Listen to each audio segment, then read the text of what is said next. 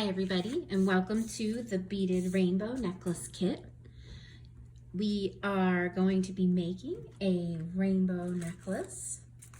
It's comprised of 21 beads wide and 4 rows high. And you either selected it with a gold fill chain or a sterling silver chain.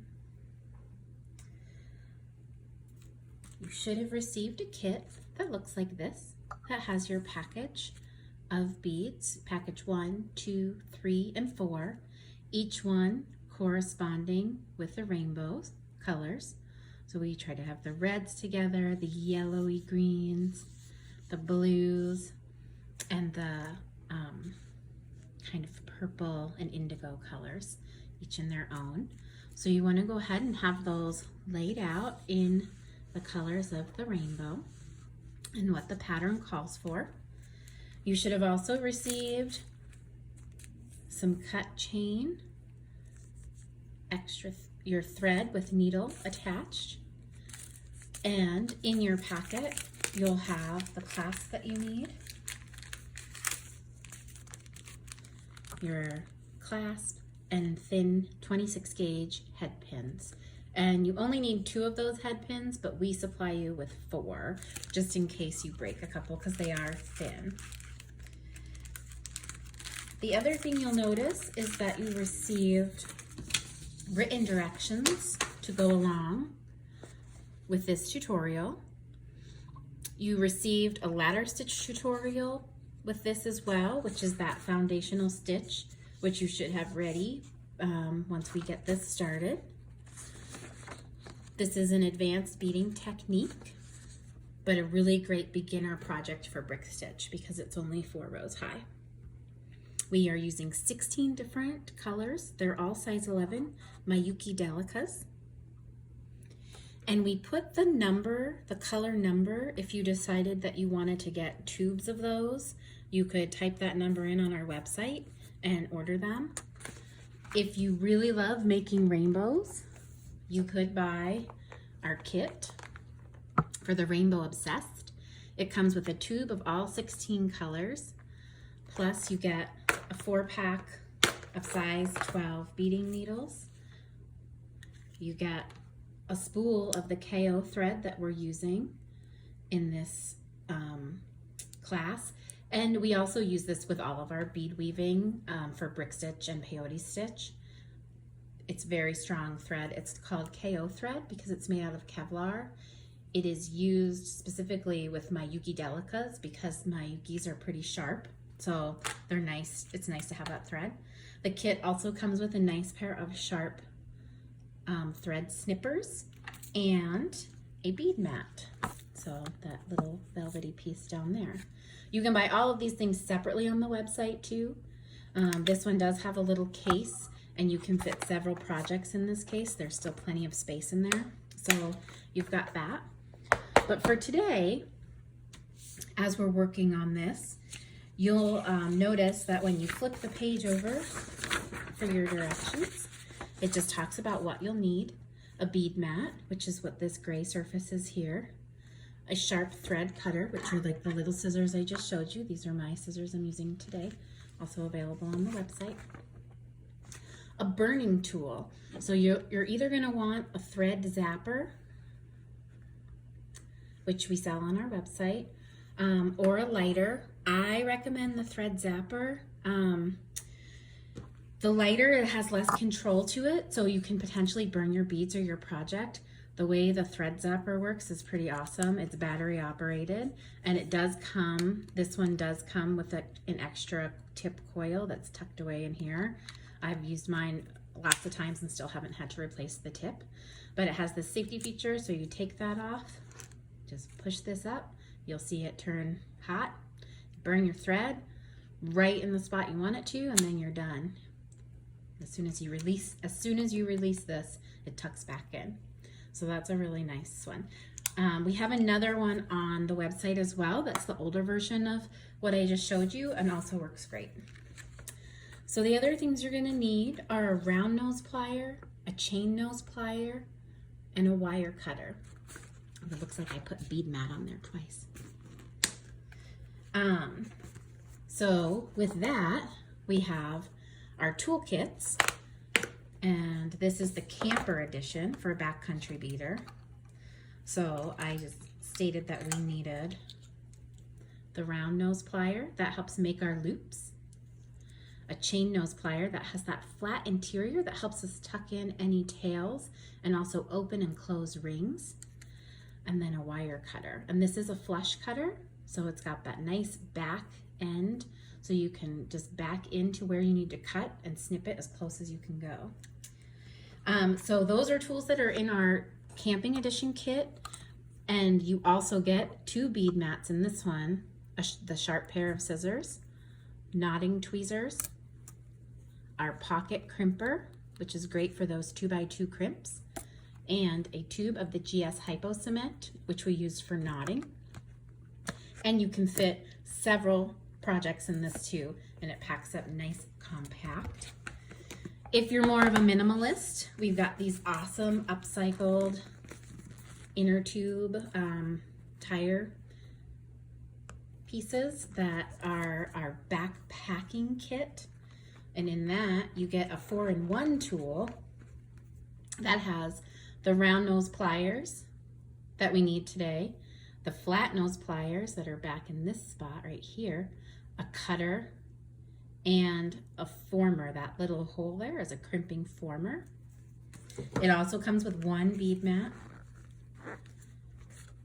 And it also comes with, this one has a flush cutter as well, just for if you have heftier wire that needs to be cut, this one's gonna do the trick.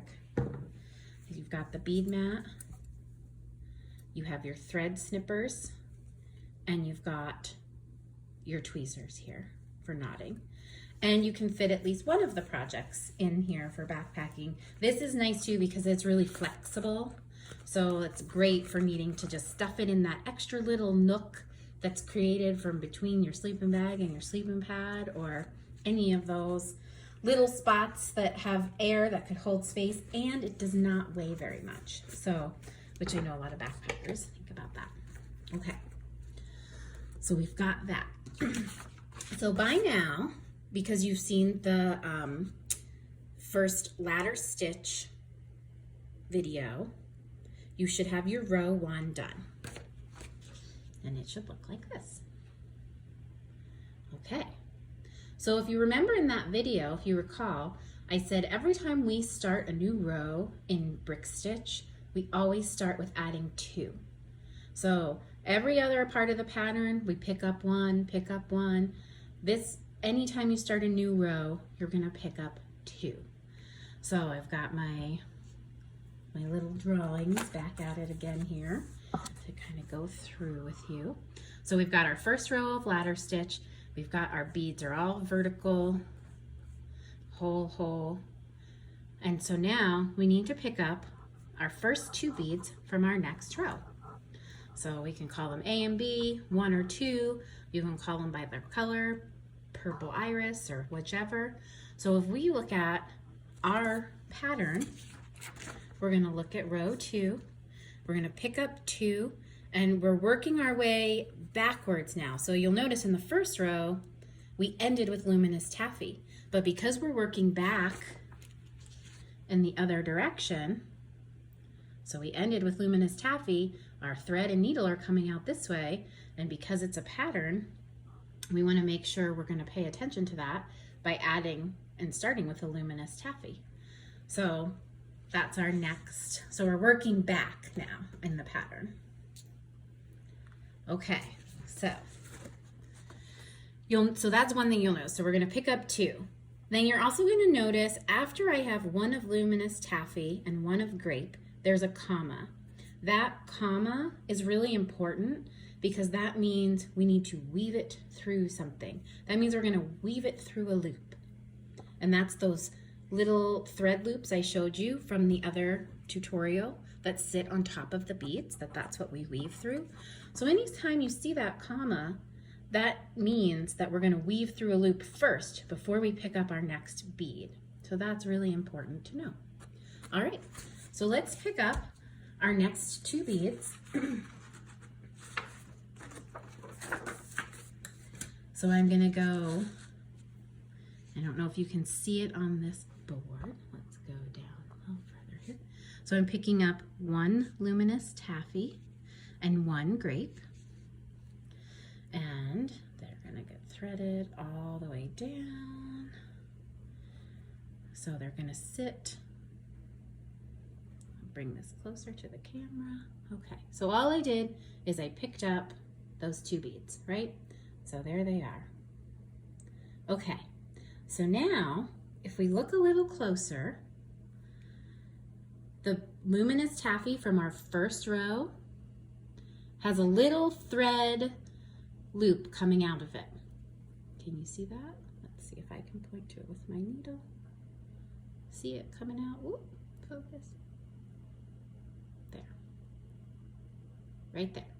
So I'm going to thread through that, and then I'm going to pull my beads tight. So I'm threading through my loop. So let me go through my loop, and I'll show you this in a second. Okay. So see how I'm threading through that loop, and I'm going to pull it tight, pull it really tight for me. Okay, I'm pulling it, pulling it. All right. And so what you'll get is your 2 beads are sitting right on top.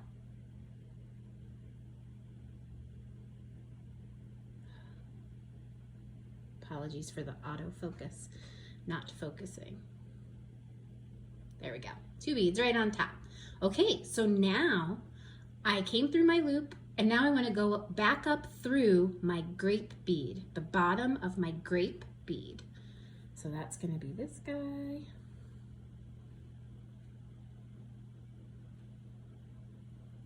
The grape bead. And I'm going to pull tight. And so they should be sitting vertically on top of your ladder stitch, because this is the start of row 2, and now we're doing the brick stitch. And you'll see that that second row pink luminous, this one, is sitting a little offset, and that's perfect because we're doing a brick stitch. So it's going to sit like a brick wall. You want it to be offset like that on the rows. That's how you get the pattern. All right, so now in our pattern it says that we're going to pick up one of the Duracoat cobalts, and it has a comma, and that means when it has a comma that we have to weave through a loop. So I see that loop sitting right next to my grape bead. So we go through the loop just like that. We're going to pull it tight.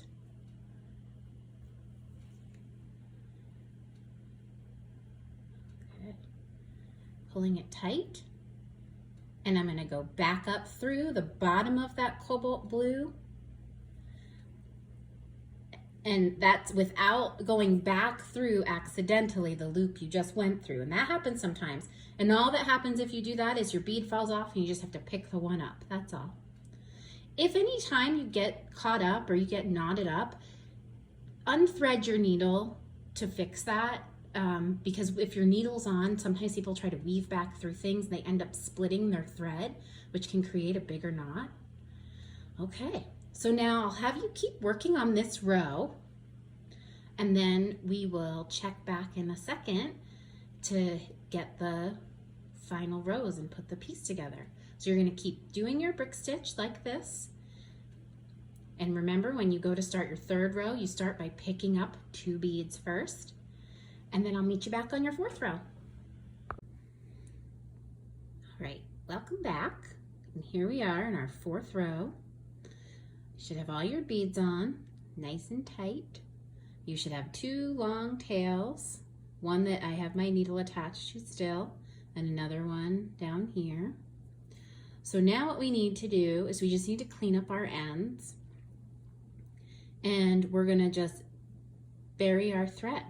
And the way we do that is we're gonna run, I'm just gonna take the side with the needle in it, and I'm gonna run back through, so I'm on my right side, I'm gonna string over to my left side kind of diagonally and come out on that left edge so that my thread is buried. I won't be able to see any of it sitting on top of the beads. And then we'll snip the tail and burn them after we thread all of them back through.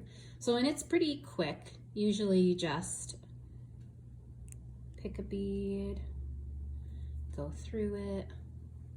Sometimes you can get lots of beads at once. Sometimes it's just one at a time. And remember, like I said, you don't want to see the thread sitting on top. Okay, so there's that side. So I'm just gonna take my thread off, or my needle off, excuse me.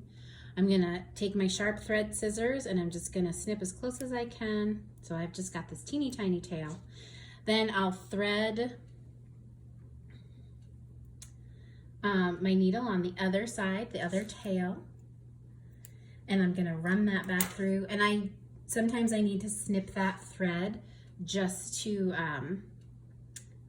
I can thread my needle again, because sometimes the edges get frayed, the ends of the thread get a little frayed, which this one is.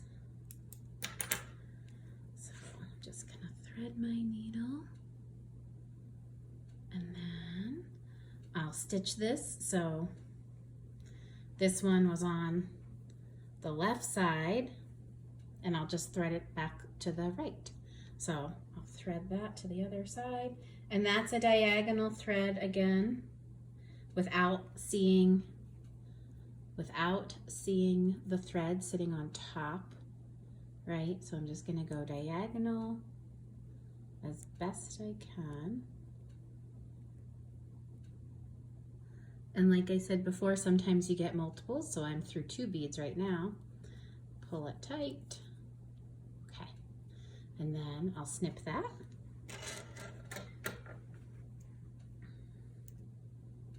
As close as I can. Very good.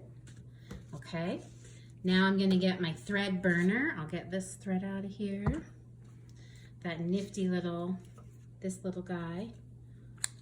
Take that off, flip it, push it up, and then I will just hit the thread, burning it as much as I need to. You'll see a little bit of smoke come up.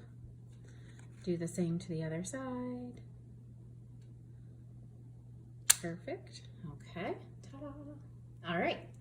Okay, so now we just need to attach it to the chain. So, and this is your basic wire wrapping techniques that we're gonna do. So we're gonna use our chain. I'm gonna do the silver one from the kit. You'll notice that when you get the chain, I've already cut it into 2 sections for you, because if you take a peek at this one, so we're attaching that head pin to either side. So it's just nice to have that done. Then you don't have to worry about measuring it out. It's really easy to measure it out. This would be a great time too if you want to shorten your project. If you don't want this to be as long as it is. I believe the way it sits currently puts it at about 18 inches. So we're gonna take out our little supplies bag. And like I said, you've got extra head pins in here. It's because they're this is a 26 gauge metal that we're working with, the head pins, and they're tiny. So, all right. So I'm gonna work from our camper kit here. All right, so the first thing I'm gonna do is I'm gonna thread, and I actually think, I guess you can make this decision. Do you wanna have the 3 on top here or the 4 on top? That's up to you aesthetically, how you might want that to be.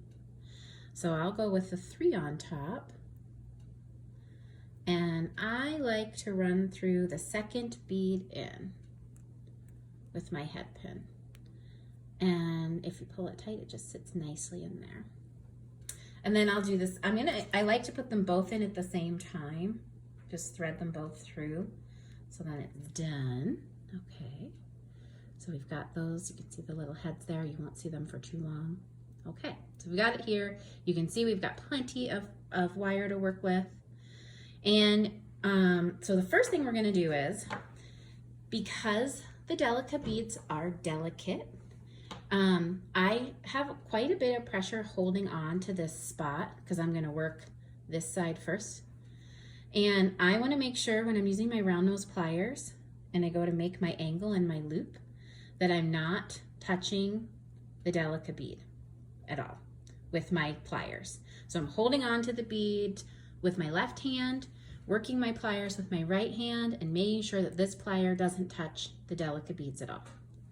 So, and that's because that pressure from when we're going to turn to make our 90-degree angle and our loop is enough pressure to crack these beads. So you want to be really cautious here. If you're feeling tired at all, just put your project down and come back to this in a little bit. It's always a good rule of thumb when you're working on stuff. If you start to make mistakes, that's a great time to just step away from the project. Okay, so I've got my round nose pliers. I'm gonna make my loop that attaches to my chain. So I'm holding on pretty well with my left hand to my beads to make sure that the pressure doesn't crack them. I'm just slightly above my Delica beads, but my pliers, the nose of my pliers is not touching any of these Delica beads. I'm gonna make a 90-degree angle.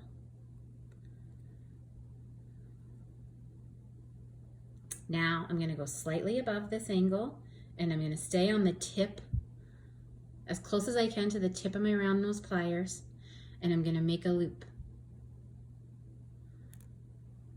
Bringing it back around. Now I'm gonna use my fingers. I'm not using my pliers here.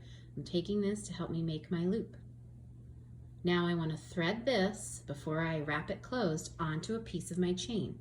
That's also why you have 4 head pins, because sometimes I get so excited, or you might get so excited that you made a beautiful loop and you go ahead and you close it off before you've attached your chain, and it's a bummer because then you have to cut it. So when I thread this on, it's really just that little link. This is a great little sterling silver link chain. The gold fill one's the same. It's the same exact chain. So I'm just gonna thread through one of the holes.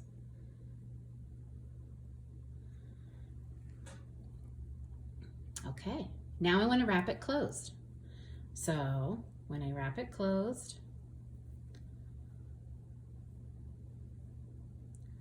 I'm gonna hold on to the loop I made with my pliers. I'm just holding on to either side of it. My chain's really wiggly, dangling below. Okay, I'm gonna take this tail and I'm gonna wrap it around my head pin, and I'm wrapping between the loop that I made and the top of my Delica bead. So I'm just taking up that space. Typically it's 3 times around. Okay. So once I've wrapped it around, again, I want to be delicate, but I'm going to get those flush cutters. And remember I said the back of them, that's what I back them in so I can get as close as I can. So I'm going to back them in and get as close as I can and snip it. It's going to fly. This is sterling silver. If you work with sterling or gold fill, put this in a little cup to have some recycling scraps. When you get enough of them, you can send them in to your recycling plant or take them in and they'll pay you for that. Just make sure you keep them separated. Okay, so now I'm gonna go to my chain nose pliers. That's the ones with those flat mouth interior. If I need to, I'm gonna look and see, okay, my tail's not sticking out too much, so I don't need to do too much there. This is, again, another time where you wanna be cautious and really make sure you're on the right spot. So if you had a tail that was sticking out really far and you needed to tuck it in to get the extra coil around, that's when you would use them. You would be cautious not to snap one of the Delica beads when you do it. Okay, so now we're gonna do the same thing to the other side. So I'm holding on to my Delicas. I've got my round nose pliers up here. I'm gonna make my 90-degree angle. And now I'm gonna move slightly above. I'm gonna take it back around. Now I can kind of release those delicas, bring this around, attach it to my chain. The chain's wiggly, it's moving around. So I want to attach it to my chain. The chain's on. Okay, I've got my little rounded piece.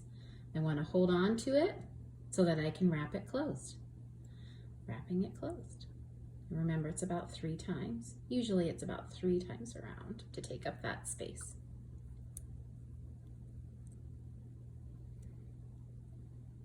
Okay, 2 and 3. All right, let's get it all the way around the 3rd time. Okay. All right, and now I'll back it back in my cutters. And I'm going to give it a snip.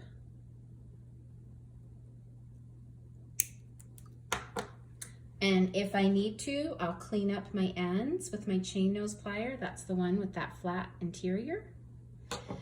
And now we're ready to add the clasp. Okay. So we're going to go back to our, when you get it in the pack, I have the spring ring connected to the split ring. The split ring is the one that looks like a mini keychain ring. And that's exactly how it works. And it's made from a 20 gauge metal. So first I'm gonna go to my clasp side though. That's the spring ring that has this great little loop on it. And then I'm gonna use my chain nose pliers. And I wanna open this loop so that I can attach it to my chain. Whenever you open up a loop, you want to bring it towards you or away from you. You don't want to pull it apart because you'll misshapen that. So I'm just going to turn this towards me, right? So I wouldn't want to pull it apart. I'm just bringing it towards me so it maintains its circular shape. You know, we want that loop to do that. If you pull it apart, it really weakens the metal and that can be bad for your jewelry. So, and you won't get that rounded shape back again. So we're much like we did with our head pin, with our loop on that, we're just gonna thread our chain onto the clasp. And now I'm just gonna take my chain nose pliers, and I'm gonna go back the way we came. So I brought it towards me to open it. So now I'll push it away to close it. You'll feel a little pressure when you're closing it. Sometimes you can almost hear it closing. That's a really good sign because that means you really close to the seam well. Okay, so that's attached. All right, so now we want to do this little guy. That split ring that looks like a mini keychain ring. So a lot of times people will just use their nail to open that up and thread the chain on. You can totally do that and it works really well. I also have this jump ring opener. It has a little hooked nose on it, so I can get right into the ring. And I'll show you that in a second. So I'm gonna just open my ring. Let's get in there. Like that. So you can see how it just opens it up. And then I can thread my chain on. This particular one is meant for a 20 gauge wire, which you really want to make sure that's the case, that you're getting, if you were to get a split ring opener, that you get one that isn't too thick for the finer metals, because it will misshapen them. If you had one that was too thick, they make different noses for different thicknesses. Okay, so now I'm just gonna close that off like that, pulling it through, and ta-da, we have a rainbow necklace. So I hope that you've enjoyed making your rainbow today. It's always a great way to bring joy. And if you have questions, I know that we are doing some amateur videos right now. We are working hard to get a better camera. So we're raising some funds for that to help. And so if you have questions about today, if you want to do a FaceTime with me, feel free to email me, katie@bathingbeautiesbeads.com. And then you can also call 406-543-0018. You can head to our website, bathingbeautiesbeads.com, for supplies and inspiration. Follow us on Instagram and Facebook. And please, we love feedback, especially in these beginning stages of our tutorials. You never know, it might come with a little treat. So if you want to offer us your honest feedback, we would love that. And you can do that at our email, katie@bathingbeautiesbeads.com. Thanks for joining today, and happy beading.